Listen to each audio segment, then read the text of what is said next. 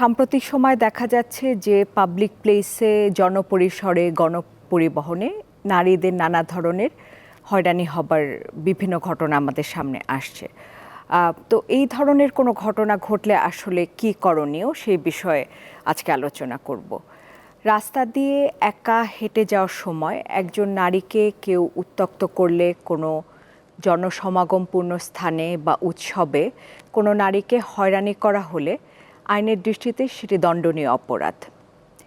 এমনকি কখনো কখনো সেটাকে সেক্সুয়াল হ্যারাসমেন্ট হিসেবেও বিবেচিত করা হয়।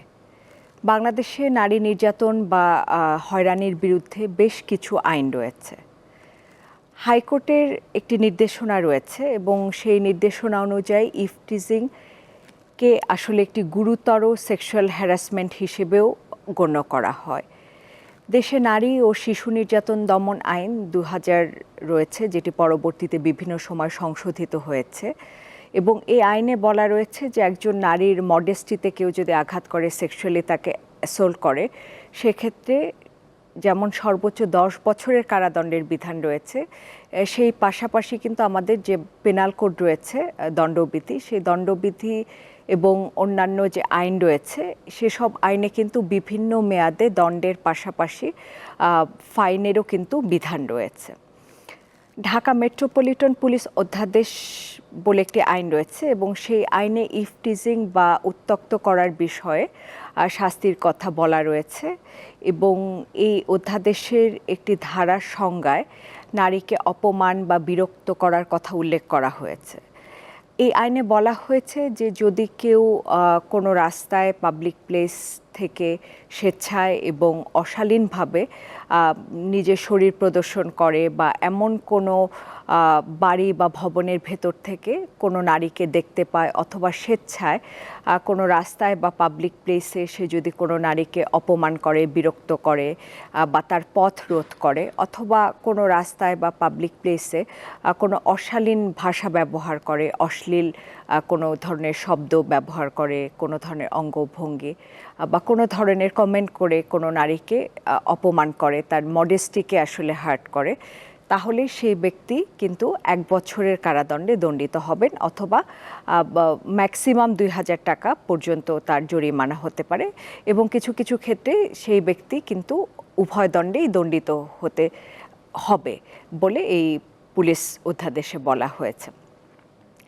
এই অধ্যাদেশটির আরেকটি ধারায় বলা হয়েছে যে সমাজে অশালীন, উচ্ছৃঙ্খল আচরণের শাস্তি হিসেবে ৩ মাস মেয়াদ পর্যন্ত কারাদণ্ড বা ৫০০ টাকা জরিমানা বা উভয় দণ্ডের কথা এখানে বলা হয়েছে। অনেক সময় আমরা মোবাইল কোর্ট দেখতে পাই, বিভিন্ন জায়গায় ভ্রাম্যমাণ আদালত থাকেন এবং ভ্রাম্যমাণ আদালত বিষয়ক একটি আইন বাংলাদেশে রয়েছে এবং এই আইন অনুযায়ী কিন্তু ম্যাজিস্ট্রেটের সামনে কোনো অপরাধ যদি সংঘটিত হয়ে থাকে তখন তিনি কিন্তু সাথে সাথেই সেই অপরাধটি আমলে নিতে পারবেন এবং সেখানে তিনি কিন্তু শাস্তি দিতে পারবেন। তো এই আইন যেটি রয়েছে, এই আইনে সর্বোচ্চ 2 বছর শাস্তির কথা বলা রয়েছে। কোনো নারী তিনি যদি জনসমাগম বা পাবলিক প্লেসে, গণপরিবহনে কোনো ধরনের কোনো উত্ত্যক্ত করে তাকে বা ইভটিজিংয়ের শিকার হন, তাহলে কিন্তু তিনি বাংলাদেশের যে সমস্ত বিদ্যমান আইন রয়েছে সেই আইন অনুযায়ী তিনি প্রতিকার পাবেন। ইভটিজিংয়ের শিকার হলে অবশ্যই কিন্তু আইনের আশ্রয় নিতে হবে, কারণ আইনের আশ্রয় নেওয়ার অর্থ হলো যে এ ঘটনার প্রতিবাদ করা এবং আইনিভাবে তার সাথে যে অন্যায়টি সংঘটিত হলো তার প্রতিকার চাওয়া।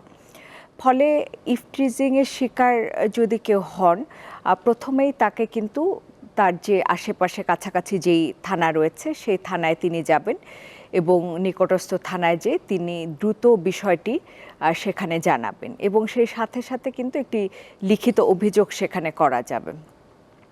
কিছু কিছু ক্ষেত্রে দেখা যায় যে এ সমস্ত ক্ষেত্রে কিন্তু পুলিশ চাইলে পুলিশ নিজেও বাদী হয়ে এই মামলাটি দায়ের করতে পারেন। এছাড়াও অনেক ক্ষেত্রে আমরা প্রায় দেখতে পাই যে নারীরা থানায় যান কিন্তু থানায় কিন্তু কোনো ধরনের অভিযোগ নেওয়া হয় না এবং হয়রানি করা হয় নানাভাবে। তো এই সমস্ত ক্ষেত্রে কোনো নারী তিনি যদি থানায় যান এবং থানায় যদি তার অভিযোগটি গ্রহণ করা না হয়, তাহলে কিন্তু তিনি সরাসরি আদালতে শরণাপন্ন হতে পারেন এবং আদালতে যে সরাসরি তিনি তার অভিযোগটি দায়ের করতে পারেন। কেউ যদি ইফটিজিংয়ের শিকার হয় বা হচ্ছে এমন কোনো ঘটনা আমরা যদি কেউ আশেপাশে দেখি, তাহলে কিন্তু আশেপাশে কোনো যদি ভ্রাম্যমাণ আদালত সেটি যদি পরিচালিত হয়ে থাকে, তাহলে কিন্তু ভ্রাম্যমাণ আদালতকে সঙ্গে সঙ্গে একজন সিটিজেন হিসেবে, একজন নাগরিক হিসেবে আমরা সেই বিষয়টি অবহিত করতে পারি। অনেক ক্ষেত্রেই দেখা যায় যে অনেকেই কিন্তু মিথ্যা অভিযোগ করেন, এই ধরনের ঘটনা আমরা প্রায় দেখতে পাই।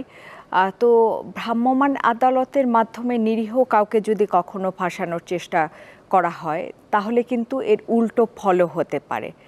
বাংলাদেশের সংবিধানে নারী ও পুরুষের সমান অধিকার নিশ্চিত করার কথা বলা হয়েছে। ফলে সংবিধানের সাথে সাংঘর্ষিক নারীর প্রতি যে কোনো বিদ্বেষমূলক বক্তব্য দিলে তা সংবিধানের লঙ্ঘন হয়। সমাজ এবং সামাজিক পরিসরে রাষ্ট্রের বিভিন্ন জায়গায় গণপরিবহন, জনপরিসরে নারী এবং শিশুরা যেমন সহিংসতার শিকার হন, পারিবারিক বলয়ের মধ্যেও কিন্তু প্রতিনিয়ত দেখা যাচ্ছে যে নানাভাবে নারী এবং শিশুরা নানা ধরনের পারিবারিক সহিংসতার শিকার হন।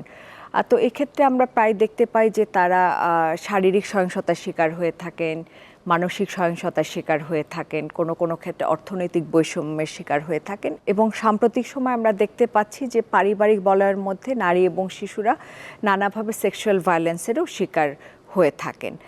বাংলাদেশে পারিবারিক সহিংসতা নিয়ে একটি খুব ভালো আইন রয়েছে, যেটি কিনা 2010 সালে এই আইনটি হয়েছে। এবং এই আইনে পারিবারিক সহিংসতা বলতে যে পারিবারিক সম্পর্ক রয়েছে এমন কোনো ব্যক্তি কর্তৃক পরিবারের অন্য কোনো নারী বা শিশু সদস্যের উপরে শারীরিক নির্যাতন, মানসিক নির্যাতন, সেক্সুয়াল অ্যাসল্ট অথবা আর্থিক কোনো ধরনের যদি বৈষম্য, সেটিকে বোঝাবে। এবং এই আইনে কিন্তু প্রথমবারের মতো মৌখিক নির্যাতন, অপমান, অবজ্ঞা, ভয় দেখানো ইত্যাদি আচরণকেও কিন্তু পারিবারিক সহিংসতার অংশ হিসেবে গণ্য করা হবে।